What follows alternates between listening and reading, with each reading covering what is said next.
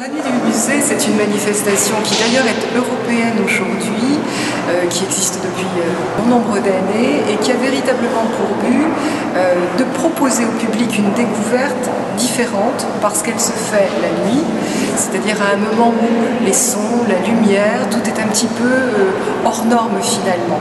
On invite donc les gens à circuler dans le musée et on essaie de les surprendre ou de leur proposer une autre lecture des collections, en général en s'appuyant sur une démarche transversale avec une autre forme d'expression artistique. Et cette année, c'est avec le GMEA que nous avons initié cette forme de découverte particulière. Et ce n'est pas véritablement la musique, mais c'est le son qui sera le fil conducteur de cette nuit des musées 2013. Il y a un peu de musique aussi, puisque l'idée générale que nous avons voulu proposer au musée, c'est de créer un lien entre le dehors et le dedans, et en particulier avec les sons, de faire pénétrer dans le musée des choses qui ne rentrent pas habituellement, parce que le musée, c'est pour le regard, on essaie de favoriser la concentration de l'œil, et donc ce soir, on se laisse déranger dans les espaces où il n'y a pas d'œuvre d'ailleurs, donc on a amené des sons du cloître Saint-Salvi, qui sont aujourd'hui habitent la salle Choiseul. Ça les change de l'habitude.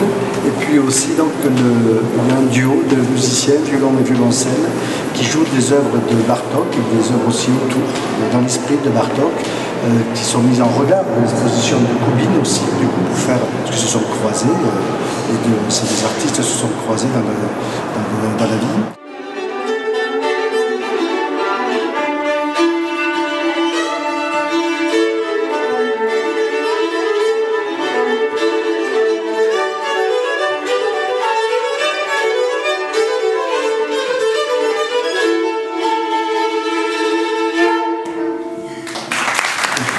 Aussi, donc, nous avons mis sur au-dessus de la cour d'honneur, dans la galerie qui surplombe la cour d'honneur du musée.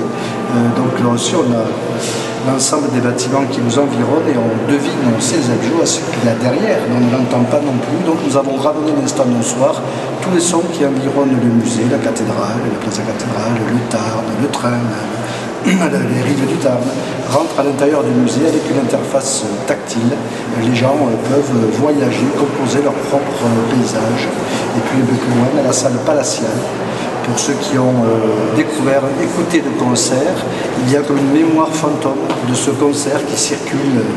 On se demande comment d'ailleurs, parce qu'on ne voit rien. Et donc le son vient habiter cet espace. Voilà, donc une promenade dedans-dehors et aussi d'un désir d'éveiller aussi bien l'œil que l'oreille dans la relation. D'où le écouter-voir qui était notre accroche.